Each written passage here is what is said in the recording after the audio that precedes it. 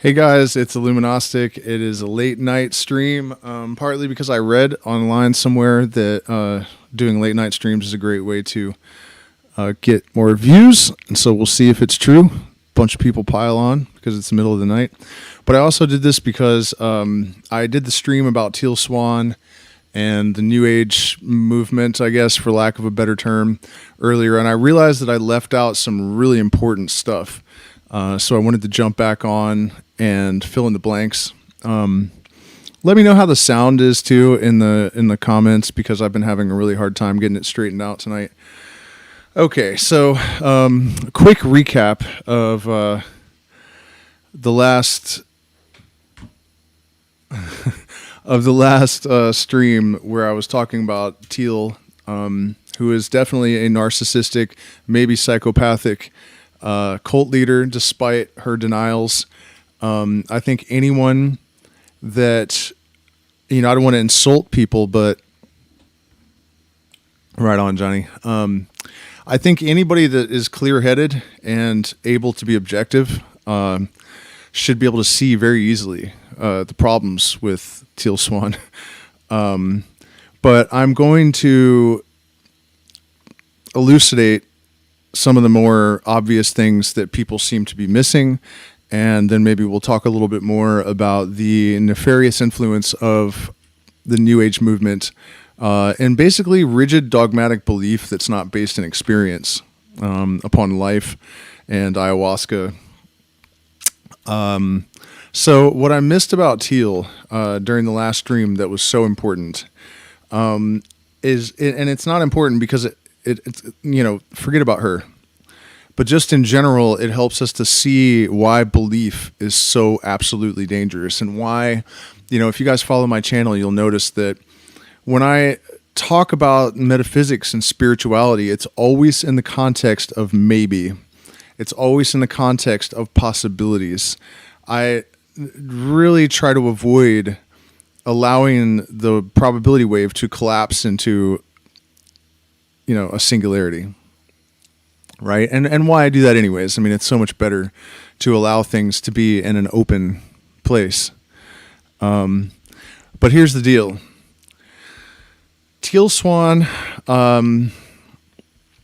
has told her followers that suicide is just a reset. And a lot of them are suicidal. She actually targets suicidal people in her SEO, right? So, which makes sense if you're trying to help people and you're offering some legitimate form of therapy. But in her case, she is targeting weak, lost, confused people so that she can exploit them. And here's the thing. If people are taught that some things just aren't knowable, as opposed to this sort of general idea, I think, that we have in our culture, that a lot of people have anyways, that somewhere out there, someone has the true name of God, someone has the correct doctrine, someone knows the real truths. And the thing about that, any person that is actually enlightened will tell you that the first sign that someone is experiencing fake enlightenment or false enlightenment is that they think they know things that they cannot know.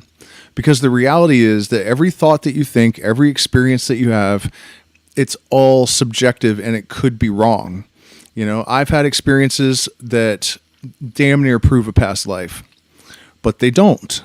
Because genetic memory is a possible explanation, Akashic record is a possible explanation, quantum loop theory provides other possible explanations.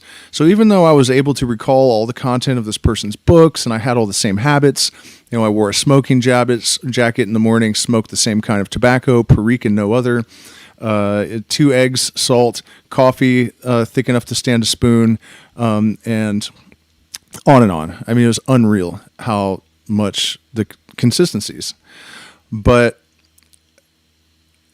you can never settle on an absolute dogmatic abject truth as long as there are other possibilities, right? And I know people just so desperately want something to believe in. They really do. That's like the main driving factor behind all of the political confusion. This is what gives the propaganda machine its power. This is what gives religion their power. You know what I mean? People fear the unknown more than anything.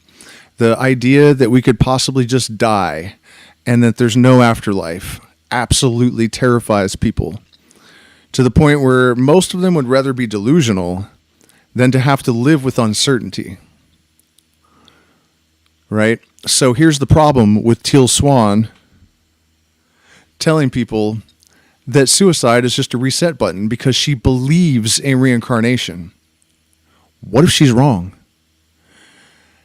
Okay? And, you know, it's difficult for me to understand how, you know, not every single person in her audience would immediately realize that. Like, this is a real problem, that this lady is doing this.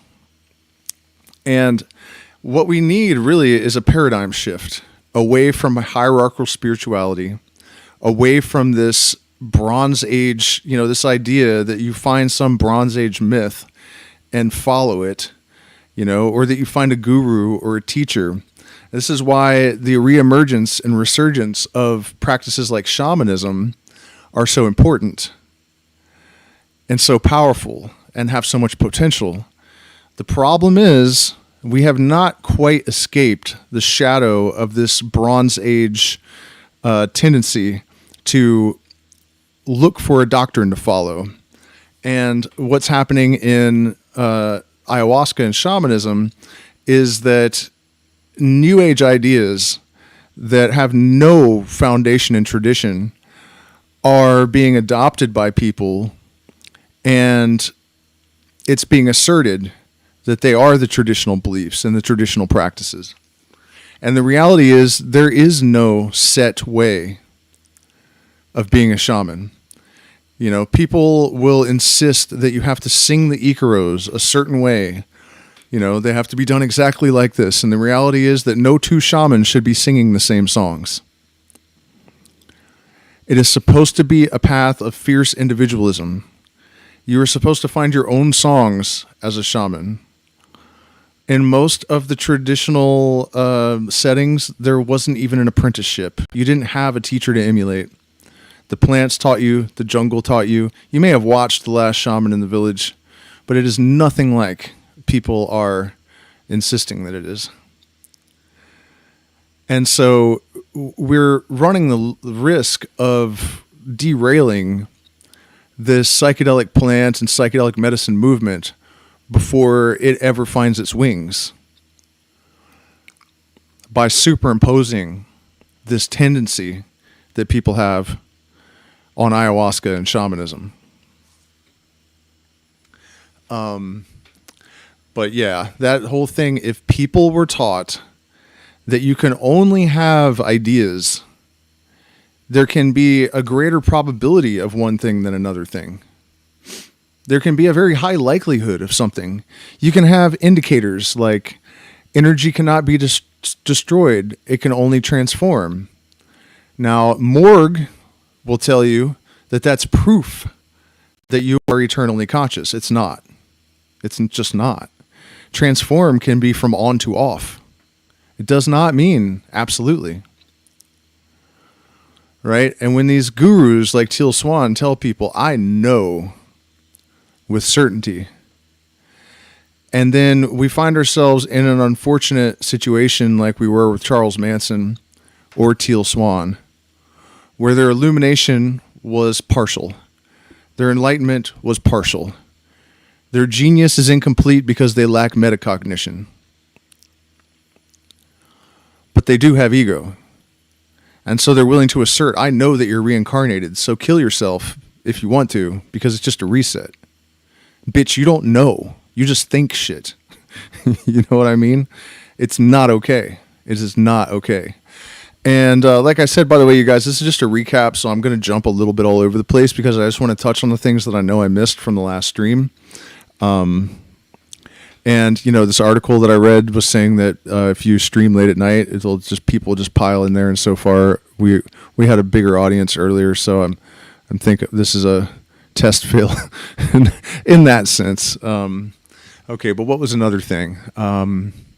Okay, so the directors that made the documentary about Teal Swan that exposed her as the narcissistic, psychopathic cult leader that she is, running her death cult, which I predicted in the last stream, will unfortunately almost certainly end in a mass suicide.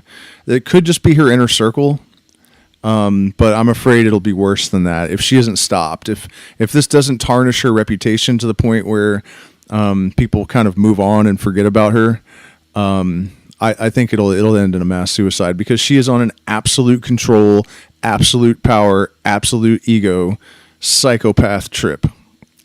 And the fact that so many people are unable to see it is truly horrifying, because she's wearing it on her sleeve like no one I've ever seen. I mean, it's insane. I mean, just look into her eyes and it's, they say don't judge a book by a cover, but it's not really true. You know what I mean? And in this case, it's definitely really obvious. But, I just wanted to point out some of the things so I was saying the documentary, these guys tricked her and they acted like they were friendly when in fact they were trying to expose her. And they made some mistakes. They did edit some of the video so that it made conversations flow in a way that didn't represent the actual conversation. You can't do that. You cannot do that. The reality is that it didn't misrepresent Teal Swan, but it did hurt their credibility, and it gave her an opportunity to point that out and say, look, they're lying and manipulating.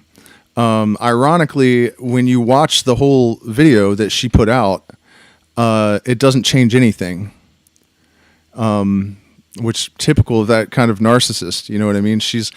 They believe that everyone is on a lower level than them. Everyone is stupider than them. So she tells absolutely phenomenally outrageous lies under the assumption that since everyone but her is an idiot, everyone's going to believe it. And at this point, because she has such a large audience pandering to her, from her point of view, it does indeed look that way. Yeah. So yeah, at the end of the day, it doesn't really matter that they edited it and made her look a little bit worse than she really is, because she's exactly as they portrayed her. And it's really, really mind blowing, to watch her responses to this documentary, because she will lie so blatantly that it's like, there's absolutely no question that she's lying through her teeth. And she seems totally and completely convinced that you're going to believe her, because she's like a goddess and you're an idiot. So of course you are. By the way, you guys hit the like button for me. I've already gotten, a few messages that the last live stream helped some people, talking about how, we should really be critical of ideas of things like parasitical entities, that can be a crutch for people to lean on, to blame their problems on, and then to create an opportunity to exploit these people by selling them spiritual bypassing, where you can just get a cleanse and have the parasitical entity removed. We'll talk a little bit more about all that. But this stuff is doing a lot of damage to people, and it's actually preventing the real healing that could take place, because instead of going and working through all their stuff, they're just believing that they can have these things extracted and then go back to their lives. And, you can watch these people actually, experience this, and they'll tell you like, oh yeah, I'm so much better now. And then you can see their actual behavior is worse. But people have a remarkable capacity for being delusional and employing selective perception. It's really, this is weird. It's kind of counterintuitive, but it's actually part of our instinct. All of these biases, like heuristic bias and cognitive dissonance and selective perception and all of these things, you would think they would hurt you. But you can actually understand, for example, like heuristic bias is where you believe that things are going to happen the same way just because they did before. I had a friend who couldn't understand why I was worried my car would break down because it was running the day before. Like he had a really bad problem with heuristic bias. But you can see how it protects you, because if you're doing something dangerous, like driving a car, you kind of convince yourself in the back of your head that, of course, nothing's going to happen because all the other times you've done it, you were fine. And the reality is that you could die. that day. You don't know. But that's the function of these biases that are exploited in all of these kind of scenarios. And that we really, kind of exploit ourselves with as well.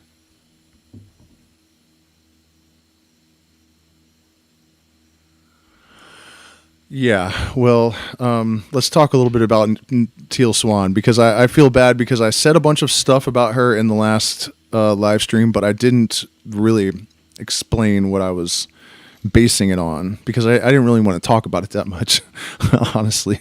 But then I realized I was in the kitchen, stirring my ayahuasca, and I realized that I could use them as like a foundation to explain other stuff, so it's worthy. But so, people are defending this woman, and she, in one of the clips, her ex-boyfriend, who has been in love with her all of these years, and I've seen women do this before, where they basically enslave a man, and, he'll be paying all the bills, just absolutely worshiping at their feet. I lived with a couple that was like this. He slept downstairs on the couch, and he paid for everything, and he would like sit by the edge of her bed and get this glazed over look and like reach for her, and she would yell at him his name, and he would stop, and like it's like that. It's like her partner, and he got married, and they decided to leave because Teal, of course, felt threatened by his new wife, who saw through her to a certain extent. And when he was leaving, this woman claims to have reached, the highest level of enlightenment, and have the greatest awareness, and have healed all of her trauma. She told him he was a loser, that he was a coward. She kept telling him, remember these words, like, don't forget all this horrible, demeaning, like brutal shit that I'm saying to you. And it's like when she didn't get enough of a reaction, she would just like, you could see her like charge up and, lash out again at him.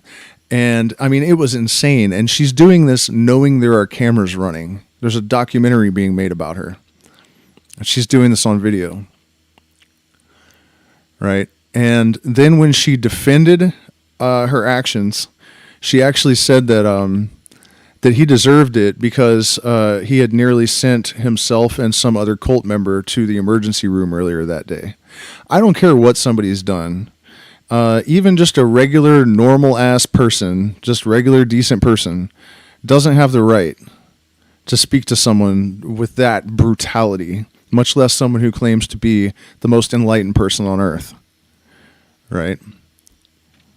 And again, you guys, from how it looks to me, there are millions of people watching her do all this.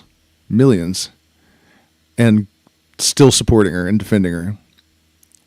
She also said that they moved out of the house, that they weren't living there anymore when all of this went down, and that they took it out of context, which was absolutely, positively, 100% a lie.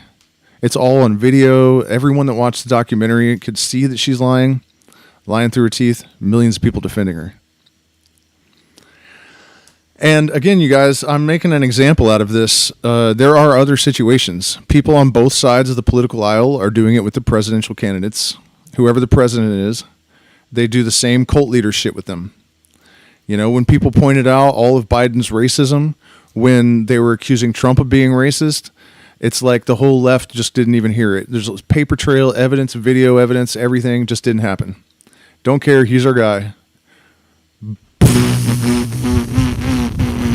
Like the hypnotoad.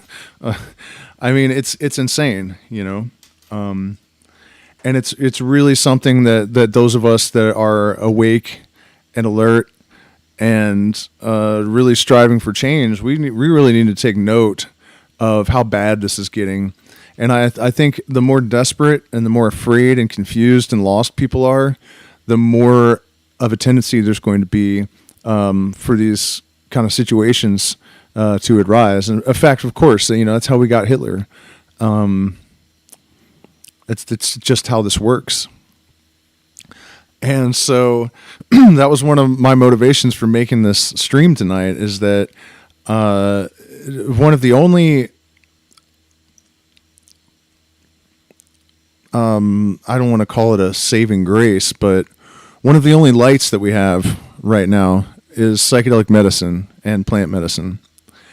And, you know, if people have enough awareness, if people have developed their metacognition, if people have had psychedelic experiences in the right context and they know how the mind works, they know how their consciousness works, they know how their emotions work, they know how other people work. I mean, you know, they expand your awareness of every aspect of your experience of being alive. And the New Age influence is threatening to undermine all of that potential. Because what's happening is there are popular narratives that are being created that if you do not adhere to them, and I'm talking about especially in the ayahuasca scene where we have, you know, people that are just as dogmatic as any other religion. It's totally the opposite of the point of psychedelics and being a, you know, alternative lifestyle person where you're supposed to not have a status quo and everyone's supposed to be an individual. And, you know, to the extent that, you know, and I talk about this a lot, but I'm literally watching traditional shaman conform to this industry narrative. Because people will call you a fake if you don't act the way that they have been told you were going to on the internet. Mostly getting their information from large retreat centers who are run by New Agers who were, you know, dentists last year. You know what I mean? Maybe they're vegan. They have an agenda. So they've created this dieta that is extremely cheap, very low overhead. It's consistent with the agenda that they're pushing, but has no basis in reality at all whatsoever.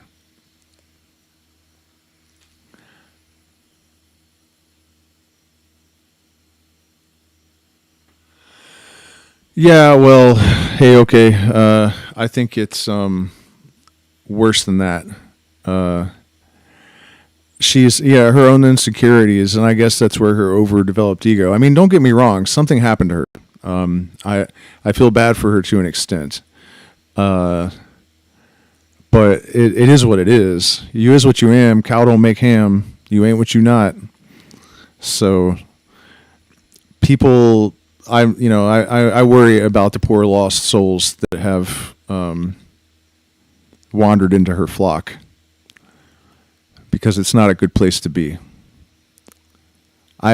She's one of the evilest people that I think I've actually observed in my lifetime. And you guys remember that in my prior life, before I was, you know, I don't want to say a shaman, but, you know, facilitator or whatever, terminology is more, yeah, I don't want to even say appropriate, but, you know, I guess I'm white, so I have to say that I'm just a facilitator, right? But before this life, I was an outlaw, and I saw a lot of evil shit. I mean, I grew up around really terrible people, and Teal Swan takes the cake, for sure. But back to the subject of this influence on ayahuasca and that whole thing, the doctrinal dogma that is being imposed upon people to the extent that legitimate indigenous shaman are abandoning their traditions because people will label you as a fraud because you don't do all the fake stuff that they're expecting you to do. I mean, it's mind-numbingly fucking stupid and tragic. It really is. And it's getting worse and worse and worse and worse and worse and worse. The New Age influence is getting stronger and stronger and stronger and stronger. And so where we had these powerful medicines to help people discover their sovereignty, to heal their trauma, to discover a universal connection in the life force in the universe, you know, now we have people encouraging people to become delusional, manufacturing victims for predatory shaman, absolutely destroying the heritage of thousands of years of ayahuasca practice. I mean, one of the things that somebody criticized me for those of you that don't know, this aspect of the stream comes from my attempt to help a young woman who had experienced ayahuasca for the first time, and she was having problems with her perception that she had parasitical entities crawling around in her brain. I explained to her that on the one hand, in multiple studies over a 50-year period in many different cultures had all come to the same conclusion that the only people that have problems with this sort of thing are cultures that believe in this sort of thing. And so your number one defense is not to believe in them, because they're almost definitely not true. And it is a fact that most of the ayahuasca drinking tribes in the Amazon rainforest do not believe in them. Or at least they didn't until there was the influence of the New Age movement. Can you believe that? Supposedly modern society has influenced indigenous cultures to become more superstitious, not less. That is crazy. But, you know, and I said in the earlier stream that I think maybe the reason they don't believe in parasitical entities is because they actually engage with real spirits. And real spirits are compartmentalizations of consciousness that exist in an eternal plane of pure energy and consciousness. They don't feed on anything. They don't die. They don't have any motivation to harm anyone. This is, I think that the idea of parasitical entities was literally created by crooked New Agers that were trying to find ways to scam people out of money. Because in my 30 years, I've never met a negative entity. I've never been told to harm anyone. I've never been told to harm myself. You know, I've seen hundreds and hundreds of people go through this process. No evidence of it at all whatsoever. But here's the main thing. Even if they're real, cultures that do not believe in demonic possession and spiritual, you know, problems like that, of that nature, do not ever have the symptomology never presents itself, period, ever. It's not like they're misdiagnosing possessed people because they don't believe in it. They just don't even have anything that resembles it. So whether they're real or not, it's definitely not bad advice to tell someone that's their best defense, because there's a mountain of evidence that supports it. And so instead she was encouraged to go to like starseed groups and ask people who think they're channeling aliens how to deal with what are probably actually just her unearthed traumas and, you know, stuff that she needs to sit with and work through with integration and breath work, maybe even more plant medicine. Who knows? I don't know the situation close enough to really be able to evaluate it. But they muted me, and they let all these New Agers give this woman absolutely terrifying advice. And one of them actually said, the fact that there are people like you that have sat with ayahuasca and don't believe in parasitical entities is horrifying. Really? You mean all of the ayahuasca drinking tribes that have been drinking ayahuasca for thousands of years and don't even have a word for these entities? That's horrifying to you? They're horrifying to you? Mr. White Guy with your 6 ceremonies under your belt, and you know what I mean? Like, what in the actual fuck? It's disconcerting, to say the least. You know, it seems like people are of the opinion that having a Trust Me Bro certificate from the New Age Wooniversity trumps research and experience and psychology and therapy and initiation into lineages of the mysteries and 30 years of experience with the medicine and 10 of those in the jungle with the indigenous people. You know what I mean? He read something on the internet, so that gives him the authority to challenge somebody with all that under their belt when someone's life is on the line. And this is like common, you know, this is normal. People seem to have really lost a connection with what critical thinking is and how you need to use discernment to, you know, separate the wheat from the chaff when you're looking for sources of information. I can't claim to know exactly what's going on. All I can tell you for sure is that it's not helping. It's definitely not helping. And I was really horrified when I saw the power of it, that they muted my voice. And again, you have to ask, is it just profit motive? Because the idea that people are infected with parasitical entities and other spiritual bugs, I guess, and they can come to these shamans to remove them, and that'll fix all their problems. There's a ton of money in that. And so, you really have to consider where these narratives are coming from and why they are coming.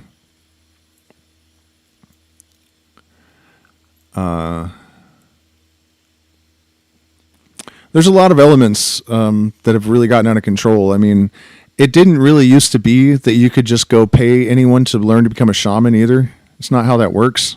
You couldn't just go to a school for, some of them are 3 months to 3 years, a lot of apprenticeships, astronomical amounts of money. And really, it's something you need to be born into, and not necessarily even because of lineage. And here's the thing. You didn't just decide you were a shaman. The shaman above you didn't decide you were a shaman. Everyone in your village knew you. They knew when you became so ill that you were walking between worlds for a year. They knew you when you had a psychotic break and spent 4 years of your life in the spirit world. They watched you use your own inner genius and your knowledge of the plants of the jungle and all of this stuff to put yourself back together. And they knew for sure, everyone did, that was their shaman. So, this just really gotten out of control.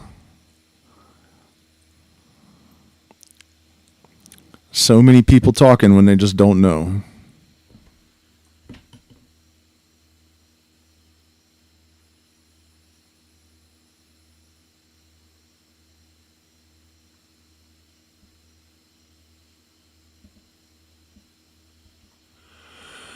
Yeah.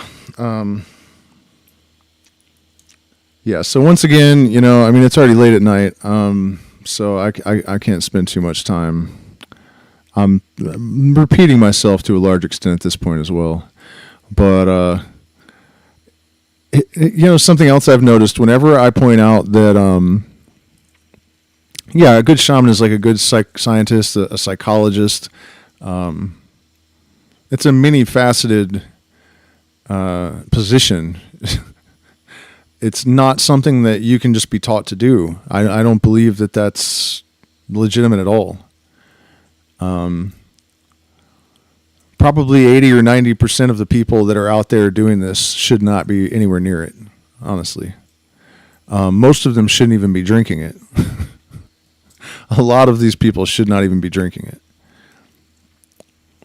Much less giving people advice when they're having legitimate, psychotic breaks and other, dangerous forms of distress. And they're dispensing advice with their Trust Me Bro certificate from the Newage University. But yeah, that's the thing of rigid belief, We have to have the courage to live with uncertainty. And we have to be able to take responsibility and have the self-confidence to take that journey on our own 2 feet, according to our own ingenium, to find our own purpose, to find our own methods, to find our own songs. And I almost hesitate to say to find our own truth, because that's another really damaging idea that is very, very popular, that reality is subjective when it's not. It just isn't. There are minor things that are maybe subjective. And I'm not saying that energy doesn't respond to consciousness or anything like that. But I am saying that the idea that your truth is true for you has gotten way blown out of proportion for many, many, many people. And it's a very bad thing. It's a legitimately bad thing. There is objective reality, and then there is subjective perception. It's not that difficult.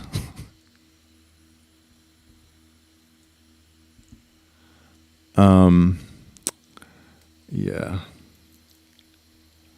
But like I was saying, we all have to have the courage to, realize that you're not going to get the answers from anyone. You might be able to get some help from my channel in terms of, seeing what my experiences were and, how I have found my own errors. You know what I mean? There's process and technique and practices and wisdom that can be shared. But beyond that, each person must find their own microcosm and define it for themselves. People need to stop looking for gurus. People need to stop trying to adopt prefabricated doctrines and conform to the rules as if that's actually going to work. It's not how it works. Change comes from internal, organic processes, not from books, not from gurus, definitely not from politicians. But yeah, all right, you guys. I feel like I cleared up the stuff that I needed to clear up. It just really bothered me mostly that I didn't point out that if people would just realize that when it comes to metaphysics and spirituality, you're never going to know. Nobody knows. Whether reincarnation is certainly definitely for real, to the extent that they should be telling suicidal people that it's just a reset because they believe in reincarnation. I mean, honestly, she probably should have been arrested on the spot. But the thing is, though, it's not her fault that people are stupid. And, I know that sounds harsh, but it's true. And to an extent, I kind of almost feel like, if you're that brain dead that you're just going to follow this obviously psychotic narcissist to your own death, that's what Darwin Awards were made for, I guess. But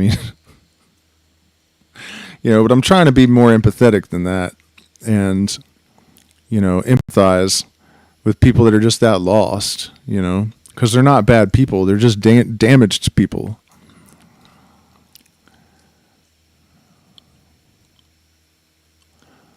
And again, you guys, I'm not trying to be negative. I'm not trying to be a pessimist, but we're in a global chaostrophe of unprecedented magnitude. And it's going to get worse before it gets better. I don't think very few people would argue against that. So, as the uncertainty and chaos increases, situations like Teal Swan are only going to increase. More and more narcissists are being created by social media and a lot of other elements in our society, and they're looking for people to exploit. And unfortunately, ayahuasca with the wrong guidance, they're better off without it. And the more this new age influence penetrates, it's really sad to see all this potential for healing and transformation turned against people and serving to make them delusional, superstitious, muddle-headed mystics with wind whistling through their ears. I've watched it myself. It makes me feel terrible when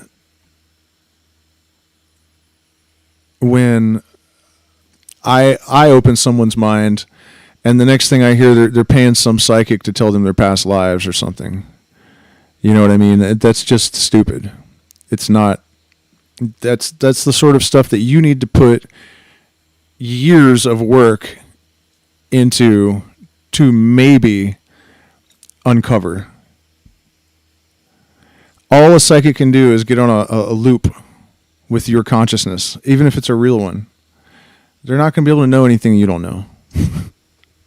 You know what I mean? If it's buried deep in your genetic code, you have to do the work to uncover it. You don't just, that's spiritual bypassing again.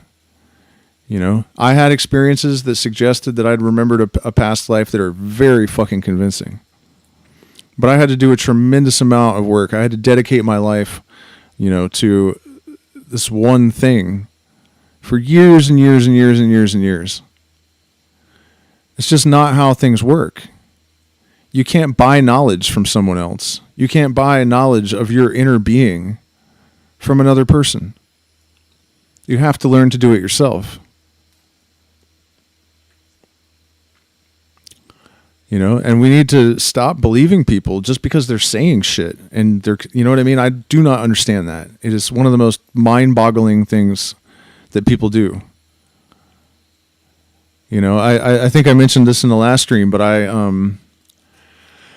was talking about this in the comments of, one of the other streams, and this guy's like, oh no, you say that we can't know for certain, but look, this person said this and this person said this, and they start filling up paragraph after paragraph of quotes.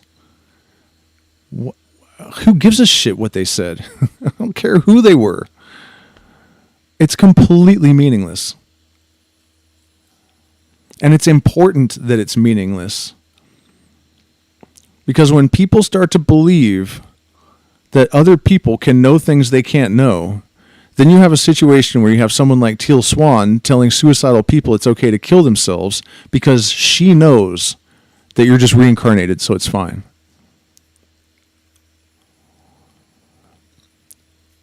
You know what I mean? It's unbelievably important that people get it through their heads that uncertainty is just part of life. And it is beyond healthy and empowering and important to entertain all of these possibilities and to develop an actual skill set to pursue knowledge of the mysteries. But it takes discipline, training, willpower, research. And we're not talking about pop culture New Ager books. We're talking about the deep secrets of alchemy as they relate to actual sciences. To find the correlations between the physical and the non-physical, and to be able to see the connection. The real scripture is writ large upon the land for those that can see it. It expresses itself, it communicates with us through the ubiquitous expression, or the expression of laws that are ubiquitous throughout all systems. In that, we can see the absolute.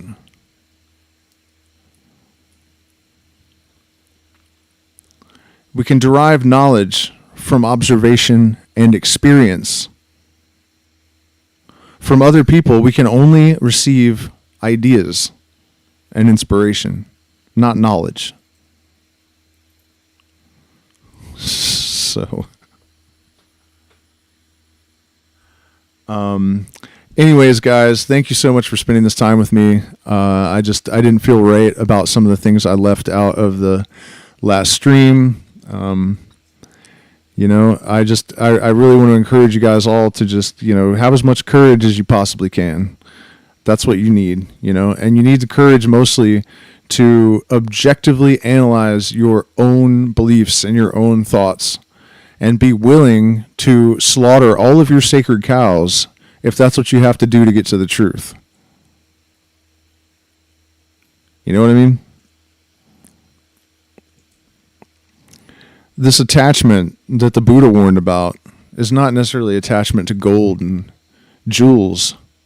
It's attachment to ideas and beliefs that yields all the suffering in the universe, more than anything else. So, cheers, guys. Good night.